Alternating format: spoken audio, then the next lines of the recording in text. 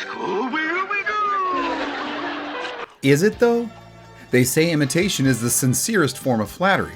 But no matter how many rinse and repeat cartoon copies came out, no iteration of the teenage mystery solvers and sidekicks are as memorable or have the longevity as the original Super Sleuths and their meddling dog. I'm Victor, straight out of the Gen Experience, the cartoon clones that rode high on the success of Scooby-Doo and the fumes from the Mystery Machine. Teen detectives along with their veritable array of comic relief sidekicks, but never parental supervision, next on the Gen Experience. They are all beloved cartoon classics. Scooby might be the OG, but out of the lesser-known successors, which is your favorite? I'll show you mine if you show me yours. Let's not wait for a Saturday morning that will never come. Here are the teen teams and Saturday morning cartoon clones of Scooby and the Gang. Coming along only a year after the introduction of Scooby-Doo, Josie and the Gang were a relatively large cast made up of her band, roadie and boyfriend Alan, and manager Alexander Cabot. Why his sister Alexandra came along is anyone's guess. I suppose when you transition from the comic pages to TV screen, it's all or nothing. What came with Alexandra was her trademark black hair with white stripe. Like a polecat, this was a holdover from the 1970s comics when she was depicted as an ancestral witch with magical powers. Hold on, is this Josie or Sabrina the Teenage Witch? Well, both came from the Archie comics, but unlike her source material, the Pussycats are depicted traveling around the world performing to adoring fans, obviously having earned some serious fame since leaving Riverdale.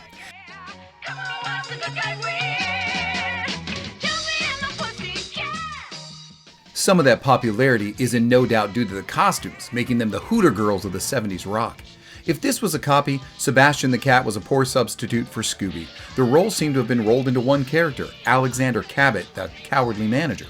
Which is apropos since Alex is voiced by Casey Kasem, who famously gave another cowardly character life, Shaggy. As for Alexandra, she has no powers in the cartoon. Well, not magical ones. Still, other than throwing herself at Josie's big dumb hunk Alan, her jealousy of the Pussycats would cause a lot of the episodic drama they would have to get themselves out of each week. Just like the Archies, the Pussycats were also a fictional band in real life, even releasing an album that featured the vocals of Cheryl Ladd as Melody, the soon-to-be Charlie's Angel. This will not be the only gang on the list who are also a band. Do you know the others? As in Scooby-Doo, Jay and the Peas did have their typical 70s style music to accompany chase scenes.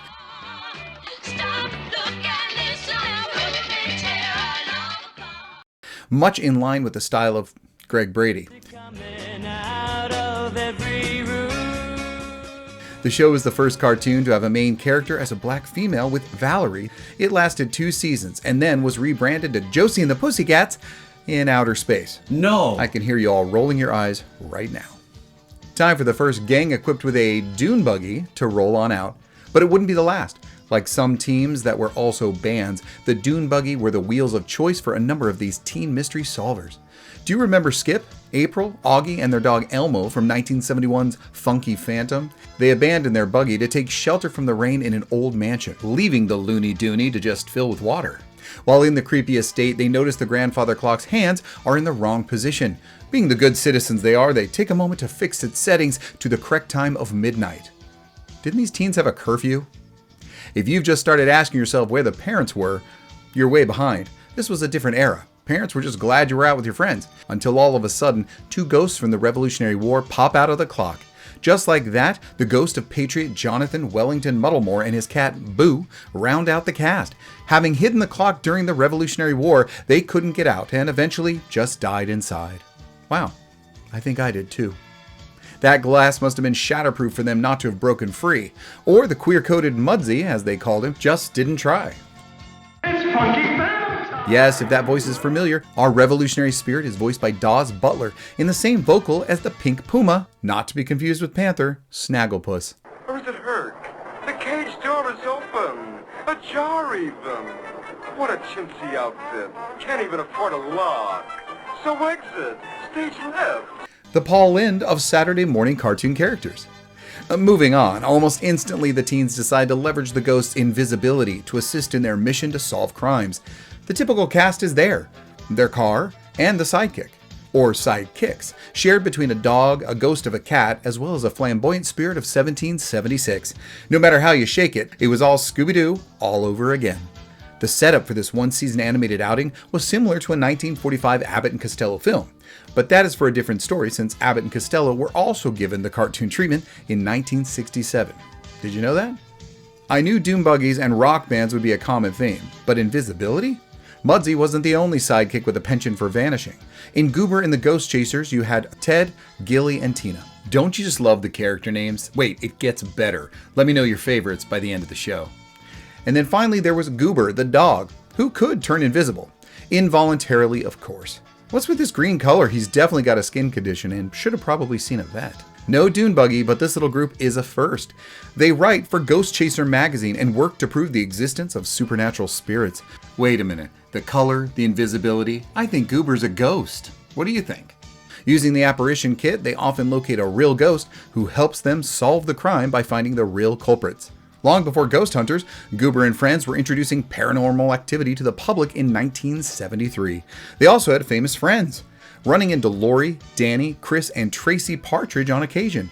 For 8 episodes, Hanna-Barbera included the kids of the 70s show into this series, with their own voices.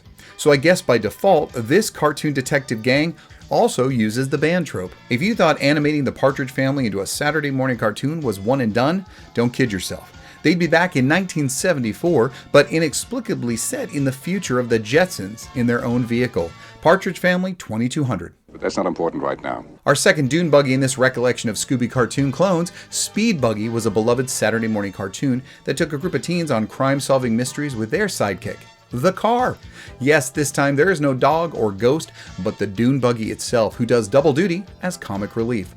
The sputtering dune buggy is apparently their car of choice for their racing team. I assume they at least got parental permission slip signed to race around the world as teenagers. Oh well, driven by Mark, he and his pit crew of mechanic Tinker and token female hottie Debbie, Speedy and the gang are on the case, taking down the bad guys before the race.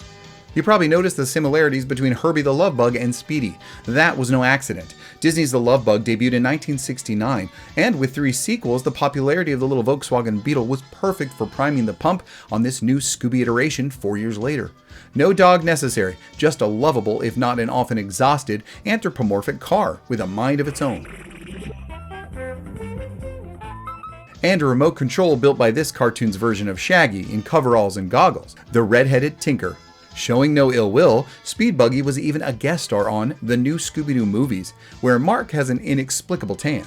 This 1973 series of one season reused Josie and the Pussycats storylines and was fortunate enough to play on all major networks for years.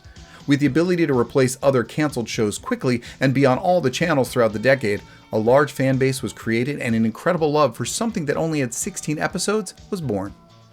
It's time to introduce another crime-solving gang of teens and their band. That's right, it's the Sundance Kids featuring Butch Cassidy. This entry, no relation to the film of similar name, offers high stakes as the teens moonlight from their rock star gig by saving the world as undercover government operatives.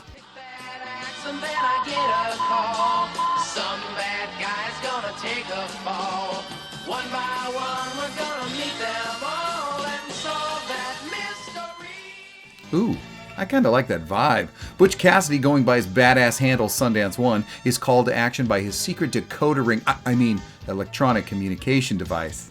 Using their private jet, the band worked to uncover world domination plots and kidnappings without missing a gig on stage for their fans. The teens, who lead double lives for the government, are blonde beauty Merrily on tambourine, sensible Steffi on bass guitar, and curly-haired Wally on drums. The characters are easy to understand stereotypes because, well, that made sense. Why change it? There is almost always a beauty, just like Daphne, a brain just like Velma, and brawn just like Mark from Speed Buggy. Thought I was going to say Fred, didn't ya? Nope, the lead guitar and vocals of the Sundance Kid is Butch Cassidy, who is also mission commander. The cast is completed by, surprise, a dog. One that Socrates is deathly allergic to. Socrates, the supercomputer, allergic to a dog. You'd think a supercomputer could handle a little pet dander. Frank Welker will have touched almost all of the cartoons featured in this show, including this one. Frank's expertise on animals has him portraying Elvis the dog, and is joined by Mickey Dolenz of the Monkees as the Wally character for this 13-episode series from 1973. If you're keeping track, 73 was a good year. Talk about great opening theme music and yes, another teenage rock band that during downtime must solve world crimes or mysteries with humorous help from a sidekick. Like so many of their counterparts, we have the handsome lead Biff and the airheaded keyboard player Bubbles, not unlike Melody from the Pussycats. As for an attractive female, there's Shelley, but in a strange variation, she is more like Alexandra Cabot from Josie and the Pussycats, with all the vain and higher-than-mighty attitude, but still completely capable. Finally, where Speed Buggy's Tinker was a version of Shaggy, Clamshell seems to be a variation of Tinker, the red-headed nerd type, playing bass under a distant future ocean. A future where sharks have evolved to play the drums. Jabberjaw from 1976 probably went the aquatic direction with a great white sidekick after the success of the first official summer blockbuster, Jaws. Of course, not quite as fearsome, especially with Frank Welker channeling Curly Howard of the Three Stooges. But let's not talk about the Stooges just yet. They had their own cartoon, and that's for an entirely other show. Where is he? Where is he? Where's that dumb shark that looks like me? 1976 Clue Club just did it for me. It felt original and I loved it. Why? Maybe because the dogs. Although a little heavier, they reminded me of the two from Disney's Aristocats. Maybe because there was a real sibling vibe between Pepper and Dottie. Or maybe because they were another dune buggy teen crime-solving team. Or maybe because Larry looked like an animated version of actor Jerry Hauser. Whatever the reason, this was my favorite after Scooby-Doo. As usual, there were no parents. But in a surprising twist, Sheriff Lester Bagley often looked to them for help, or at least appreciated their efforts. There was a lot of supercomputing in this 70s sleuthing cartoon, but at least this group of teens officially were crime solvers and part of an entity called Clue Club. I always felt the gang was competent. There was a familial dynamic with the cast, and Dee Dee was a serious detective with his Sherlock Holmes-like hat covering his red-headed curls. The 70s sure loved a good ginger supporting male character, didn't they? Okay, maybe it's Auburn, but close enough. With still 3 left to go, I've shared my favorite, Clue Club, only airing on CBS for 16 episodes. Was it one of your top cartoon clones of Mystery Incorporated? Let me know which of these stands out most in your memory. Although following a general formula in cast and story to Scooby-Doo, as we've seen, sidekicks aren't always dogs. Sometimes ghosts, sharks, a car, but this time, a caveman. Thawed from a block of ice, Captain Caveman would use his superhuman Cro-Magnon strength to assist the teen angels in their cases, and even go on to his own show to his specific popularity. Brenda, Dee Dee, and Taffy, yes, Taffy, you gotta love it, along with Cavey, as they called him, traveled in their van complete with our prehistoric hero's house strapped to the top, solving the next big mystery. Who could forget Cavey's classic flashlight club? This 1977 cartoon was one of the most successful, with 3 seasons on ABC. With a title like that, it should be no surprise that another set of angels from 1976 probably kept it relevant and going on for its full 40 episodes. This was one of the last Hanna-Barbera cartoons to use a laugh track. Thank God. Don't tell me what's funny or where to laugh. I'll tell you. I have to admit, I don't remember ever watching this. I may also remember turning the channel when it was on. It was 1979 and I was still all about cold cereal and cartoons in the still quiet Saturday morning of my house. I'd searched the channels for my favorites and even watched some less desirables before they'd come on.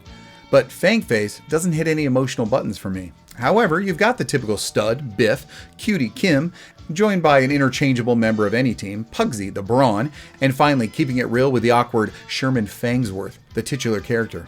The sidekick? Well, that's the twist. It's Sherman, the Shaggy of the group, who turns into Fangs the werewolf at the moon's light. Trouble is, he doesn't know he's a werewolf, so it's like the character's both Shaggy and Scooby. Very clever Ruby Spears animation and cost-effective for ABC. Sherman is a descendant of werewolves and turns at the moonlight, but will revert at sunlight, even a picture of it. He grew up and joined a group of teens who go out to fight crime and make things right, taking full advantage of the insanity that is Fangface, his alter ego. Another character should shine as an important but rarely discussed first. It's Kim. Similar to Valerie years before and Dee Dee of the Teen Angels, she is not only a black female lead, but Biff's girlfriend. That had to be the first and incredible moment for kids' cartoons in the late 70s, but it was representing changing times. Who would have believed that this one would have brought us 2 seasons and 24 episodes? They had some popularity with a board game, Viewmaster, and even an LP from Peter Pan Records. If Shmoo rings a bell, it should. But some of us might be confused why. Even though the 1960s Herculoids cartoon included Gleep and Gloop, they were not Shmoo. There was a definite inspiration from the OG Shmoo, who was a regular character in, wait for it, Little Abner comic strips. Shmoo was part of our last team of teens working at Mighty Mysteries Comics, and who also drove what? I have no idea. Some indescript foreign model? The new Shmoo show from 1979 has Mickey, Nita, and Billy Joe solve mysteries and crimes with their bulbous friend who can stretch and shape his body into any form he wants. There was only one season, and toward the end, the last episodes were repackaged to The Flintstones Meet the Shmoo, one of many spin-offs and incarnations of that franchise. Even though the title might suggest it, Fred and Barney actually never met the Shmoo until the Flintstones Comedy Hour in 1980. It was 1979, and Shmoo kept the positive trend of lead female POCs going strong. 1980s though, that would bring a major change. It was a transition period filled with primetime sitcom-themed cartoons used to expand the audience and the stories being told in their usual weekly time slot in live action. Check out my When Cartoons Jump the Shark show for more on the topic, link in the description. We couldn't get enough of a good thing.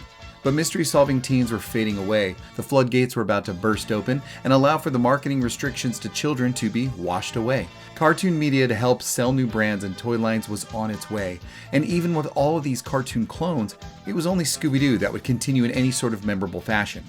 Yes, many of the characters would pop up from time to time as cameos and Easter eggs in some recent Scooby-Doo incarnations. The teen angel Dee Dee in the movie Scoob, and Funky Phantom in Scooby-Doo and Guess Who.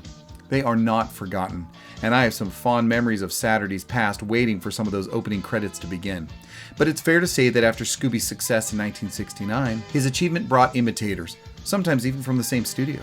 They did not work to educate us, they simply entertained us and often sparked our imaginations, and certainly left an indelible mark on our childhood memories. Who would you add to the list? I'm aware of the Buford Files, a play on Rock Hudson's Rockford Files, but the list was already too long. Which was your favorite? Let me know in the comments with other memories, and then look around the channel for more great content from the era that brought us, well, the best of everything.